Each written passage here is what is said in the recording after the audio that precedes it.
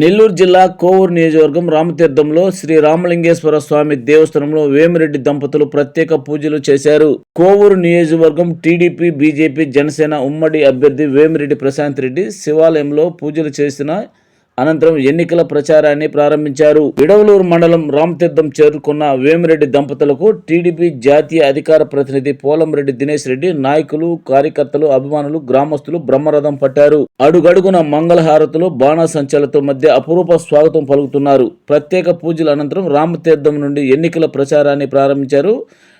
Kovur TDP అభ్యర్థి Vemireddy Prashanth Reddy, Nellore MP అభ్యర్థి వేమిరెడ్డి ప్రభాకర్ రెడ్డి.